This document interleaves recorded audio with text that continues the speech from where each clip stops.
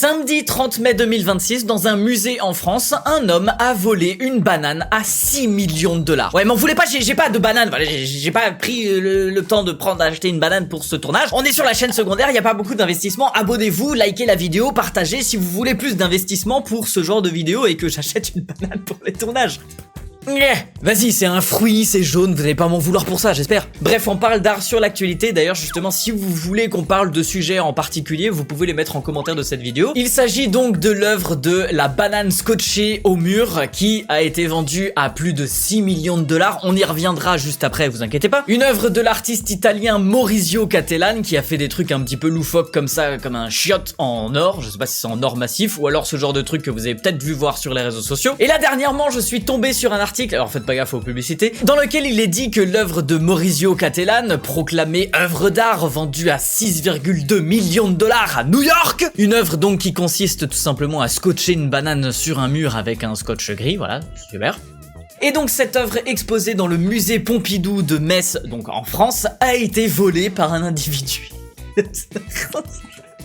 Je vais vous lire l'article, vous allez voir, c'est lunaire. Et surtout, juste avant ce tournage, j'ai découvert un second article de la part de France 3 qui dit qu'est-ce que peut avoir comme préjudice cette personne en ayant volé une banane. Dans une performance étonnante qui mélange art, absurdité et un brin de rébellion, une simple banane scotchée au mur a capturé l'attention mondiale se vendant pour une somme astronomique. On reparlera un petit peu plus tard dans la vidéo de qu'est-ce que je pense de cette œuvre. Est-ce que c'est vraiment de l'art? Est-ce que ça a sa place dans un musée? N'hésitez pas, vous, en attendant, à partager votre point de vue en commentaire de cette vidéo. Cette transaction récente à New York n'est pas seulement une vente, elle devient une expérience artistique permettant de raisonner longuement dans l'histoire de l'art et la culture populaire. La salle des ventes entre 7 acheteurs pour une œuvre peu conventionnelle, une banane fixée au mur par un ruban adhésif argenté. Cet objet d'art créé par Maurizio Cattelan a vu son prix s'envoler de 800 000 dollars à 5,2 en quelques minutes, atteignant finalement 6,2 millions de dollars, frais inclus. Je sais pas ce que les frais inclus, ça comprend peut-être les frais pour la maison de vente aux enchères, enfin bref. Une œuvre qui défie les conventions. Maurizio Cattelan, artiste conceptuel italien connu pour ses provocations artistiques, continue de bousculer les normes du marché de l'art avec Comedian. Comedian, c'est le nom de l'œuvre, si tant est qu'on puisse appeler ça œuvre, enfin bref, de la banane scotchée au mur, ça s'appelle Comedian. Donc c'est ça qui est le comble, on en reparlera un petit peu plus tard dans la vidéo, mais l'œuvre est elle-même absurde pour se moquer justement du milieu de l'art, etc. Et en plus de ça, il appelle son œuvre comédien. Cette pièce est censée interroger la notion de la valeur de l'art, suscitant un débat continu depuis ses premières expositions à Miami en 2019. À l'époque, un autre artiste avait mangé la banane pour critiquer son prix initial de 120 000 dollars. Ouais, je sais pas si vous vous souvenez de ce truc. Alors déjà, en 2019, les gars, ça date de fou. Qui se souvient de cette œuvre de banane scotchée en 2019? Et surtout aussi, qui se souvient de cette performance artistique d'un autre artiste? Je mets des guillemets parce que du coup, à chaque fois, c'est toujours pour se moquer. C'est-à-dire qu'il y a un type qui s'est dit, moi je vais scotcher une banane sur un mur, c'est une œuvre, et il y a un autre type qui s'est dit, moi je vais faire une performance artistique, c'est aussi une œuvre, en déscotchant cette banane et la mangeant. Et je trouve ça tellement drôle. L'acquéreur de l'œuvre, Justin Sun, fondateur de la plateforme de crypto-monnaie, voilà, évidemment, comme d'habitude, c'est toujours un mec qui se fait plein de thunes. Pour lui, Comedian est plus qu'une œuvre d'art, elle est un phénomène culturel liant l'art, les mêmes internet et la crypto-monnaie. Effectivement, vu le nombre de parodies qu'on a vues sur les réseaux sociaux sur cette banane scotchée,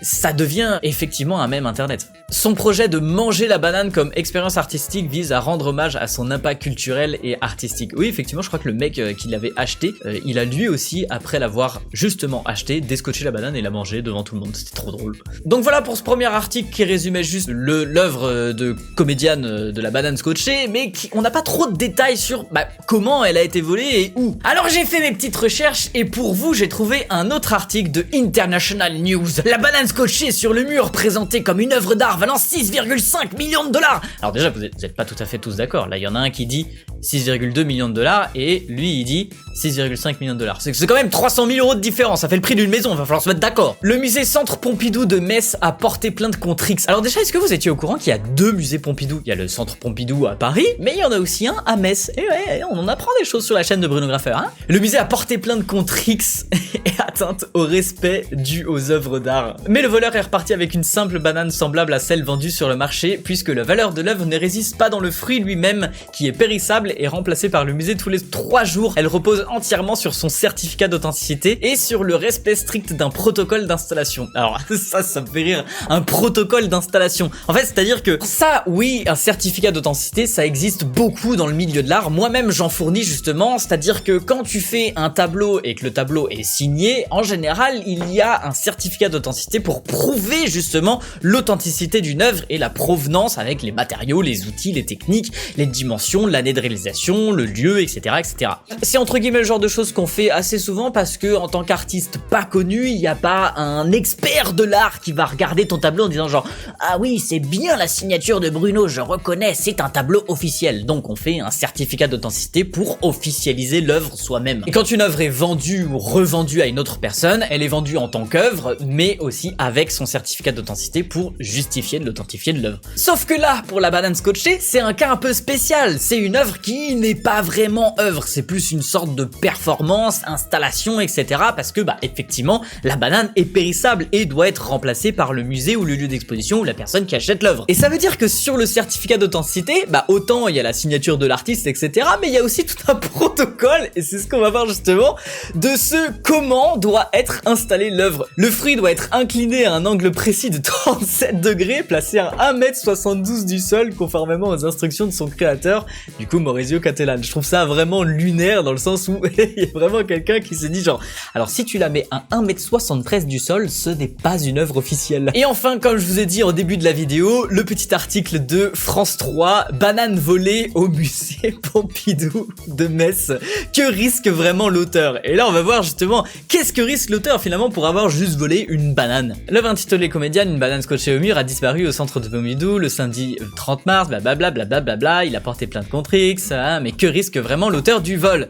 Samedi, en début d'après-midi, un agent de surveillance du centre Pompidou Metz-Moselle constate l'absence de la banane de Maurizio Cattelan fixée au mur à chaque temps. C'est génial. Imagine le surveillant du musée, il arrive dans la salle dans laquelle il est censé y avoir une œuvre à 6 millions de dollars, il n'y a plus de banane. Qu'est-ce qu'il se dit le type en fait? Ce n'est pas la première fois que l'élément majeur de cette œuvre baptisée Comédienne perd son élément comestible. Alors c'est vrai que par rapport... Je pense que du coup ils font référence aux différentes fois où il y a des gens qui sont tout simplement pris un kiff à manger la banane, mais la phrase est joliment dit je trouve. Mais cette fois, l'établissement a décidé de saisir la justice en porte-plainte contre X. Sans doute une arrière-pensée également, la volonté de dissuader d'autres visiteurs de reproduire le même geste. La situation pourrait devenir ingérable pour l'établissement culturel. En vrai, ils ont pas tort. Je pense que, entre guillemets, la personne qui a volé une banane ne risque rien. Enfin, genre, il a juste volé une banane. Mais par contre, si tout le monde se met à voler la banane à chaque fois, déjà, ça va faire un petit peu plus cher en frais de banane pour le musée. Mais surtout, bah, c'est relou en fait. Enfin, voilà, s'il faut réinstaller l'œuvre toutes les 5 secondes, c'est un peu débile. Vol ou dégradation? Le parquet devra d'abord choisir la qualification. Vol simple, 3 ans de prison et 45 000 € d'amende en théorie, ou dégradation volontaire de biens culturels qui monte à 7 ans et 100 000 €. Attendez, c'est plus cher si tu dégrades une œuvre plutôt que tu la vends. Enfin, plutôt que tu la voles. Parce que si tu la voles, tu peux la revendre. Donc théoriquement tu peux payer ton amende. Bon après t'as 3 ans de prison quand même. Mais imagine. Bon peut-être ça dépend de ce que tu voles tu vois. Mais tu voles, je dis n'importe quoi, les bijoux de la reine. Mais voilà, tu voles un truc, tu le revends, tu te tapes les 3 ans et les 45 000 € d'amende, mais t'as moins d'emprisonnement et d'amende que si tu avais dégradé seulement le bien et pas volé. Enfin, je trouve ça un peu bizarre, c'est quand même très étrange. Mais surtout, on en revient toujours aux mêmes choses. C'est-à-dire que le mec qui a volé la banane, pourquoi il a volé la banane? Est-ce que il s'est dit genre, vas-y j'aime pas cette œuvre et je la vandalise, entre guillemets du coup je l'arrache et je la détruis, ou alors il s'est dit, je vais la revendre et je vais me faire de l'argent. Mais frérot, t'as pas compris que c'est juste une banane en fait. Donc tu vas pas la revendre. Oui, c'est la banane qui a été scotchée au mur. Elle a peut-être une trace de scotch dessus. Mais je sais pas à qui il va la revendre. Si justement il n'y a pas le fameux certificat d'authenticité. Peut-être qu'il n'était pas au courant de ce fameux certificat. Mais il faut quand même être sacrément teubé, désolé, hein, pour se dire genre je vais revendre une banane à 6 millions de dollars. Je sais pas. Peut-être qu'il s'est dit ça vraiment.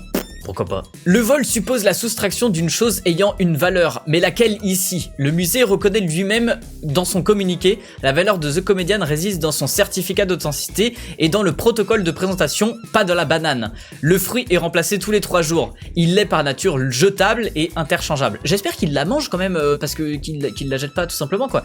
Difficile dans ces conditions de plaider un préjudice matériel sérieux dans un tribunal correctionnel. Ah, c'est exactement ce que je disais en fait. La dégradation d'une œuvre culturelle bute sur le même obstacle. Encore faut-il démontrer une atteinte réelle à l'intégrité de l'œuvre. Or, l'œuvre, elle, est intacte. Enfin, du moins le certificat, voilà. Après un petit détour chez un primeur, une banane fraîche a été de nouveau scotchée sur le mur quelques minutes après le constat, comme si de rien n'était. Contrairement à une toile lacérée ou une sculpture brisée, aucune restauration n'a été nécessaire et aucun savoir-faire irremplaçable n'a été détruit. Aucune restauration n'a été nécessaire. Si, il y a quelqu'un qui a dû aller chez le marché, acheter une banane et la rescotcher. Donc il y a une restauration. Mais bon, effectivement, il n'y a pas de savoir-faire irremplaçable et qui a été endommagé. Ce qui aggrave la situation de l'auteur. Ce qui pourrait néanmoins peser, c'est le contexte. Le musée a expressément justifié sa plainte pour la répétition du geste. C'est la 2e fois que cela se produit. Ah, c'était pas la seule fois. Ok, donc là on entend parler, mais c'est déjà la 2e fois que ça se produit. Si l'auteur est identifié et que le vol apparaît prémédité ou revendiqué publiquement, un juge pourrait y voir une intention délibérée de défier l'institution, ce qui change tout. La voie civile offrirait alors un terrain plus solide que la voie pénale. Si l'auteur d'une rayure sur un basquiat risque des années de prison, celui qui mange la banane de Catalane pourrait s'en tirer avec une contravention pour trouble à l'ordre public. En attendant, Pompidou, Metz et l'auteur italien font parler d'eux dans le monde entier. Une publicité pour quelques centimes d'euros, difficile de faire mieux. Ouais, parce que c'est vrai, même si au final il y a quelqu'un qui a volé la banane, bah on en parle justement dans les médias et même dans les vidéos de Bruno Graffeur, c'est incroyable, oh là là. Et maintenant du coup je vous en dis ce que j'en pense de cette œuvre de Maurizio Cattelan de scotcher une banane. Alors il y a deux choses, sur le plan conceptuel, sur le plan œuvre d'art, vraiment je trouve ça incroyable, je trouve ça vraiment très drôle. Le mec il est invité dans une exposition de zinzin auquel moi-même je ne serais jamais invité et il fait une banane scotchée au mur. Imagine, c'est comme si je sais pas, on te dit vas-y tu vas tourner dans un film qui est projeté au Festival de Cannes avec un budget de 100 millions d'euros et ton seul texte c'est alors j'avoue la comparaison était peut-être pas si folle que ça, mais bref, imaginez, hein, c'est d'un ridicule qui en devient absurde, mais qui pourtant est très drôle, et moi personnellement j'adore, même la personne qui justement a fait une performance artistique en mangeant la banane, franchement je suis plié. Par contre sur le deuxième plan, et c'est là que je suis un peu moins d'accord, c'est à partir du moment où cette banane est vendue, où il y a un certificat d'authenticité qui est créé, et il y a une spéculation financière qui est faite autour de cette œuvre qui finalement n'est pas vraiment une œuvre. Alors autant la première fois où ça s'est vendu 120 000 $, je me suis dit ouais c'est quand même déjà abusé qu'une banane se vende 120 000 $ pour le geste, allez vas-y ok c'est la première personne à avoir fait ça et avoir eu l'idée et le culot de le faire. Beau jeu, mais ensuite que ça se revende aux enchères à 6,5 millions $, étant donné qu'en plus ce n'est pas l'exemplaire unique, ils ont fait plusieurs certificats et donc il y a plusieurs œuvres de bananes scotchées qui peuvent être vendues, donc là il y en avait une autre qui avait été revendue aux enchères, 6,5 millions $, là on marche un petit peu sur la tête je trouve. Enfin bref, encore une fois vous pouvez me partager en commentaire ce que vous avez pensé de cette œuvre et du vol de cette banane, je trouve ça complètement absurde. Limite j'aurais bien aimé la voler moi-même. Pompidou ne m'attaquez pas, hein, c'est pas moi qui l'ai fait, mais j'aurais... Franchement, ça aurait été connerie. Et vous avez peut-être remarqué aussi, t'as vu la nouvelle tenue, oh là là, elle est tout fleur en mode flower power. Et ouais les potes, c'est parce que je viens de sortir une nouvelle collection de vêtements, donc voilà, je vous le partageais dans cette petite vidéo aussi. Tout est disponible, que ce soit les vêtements du double XS au quintuple XL, ou les accessoires sur des plaids, tapis de souris, gourdes, coques de téléphone, bandanas, des tasses, des chaussettes, des sneakers, bref, allez voir, le lien il est dans la description, et vous allez voir le lien de ma boutique, il est dans la description, parce que voilà, ce genre de vidéos ne sont pas sponsorisées, vous n'avez pas de publicité avec un sponsor, et le sponsor, bah c'est moi. C'est moi. Merci à tous d'avoir suivi cette vidéo, si vous êtes là encore jusqu'à la fin, vous pouvez mettre Comedian en commentaire. N'oubliez pas de liker la vidéo, abonnez-vous et mettez les notifications pour ne pas rater les prochains contenus comme ça, et surtout dites-moi en commentaire, bah qu'est-ce que vous voudriez qu'on traite comme fait d'actualité artistique. Ciao, bisous, peace.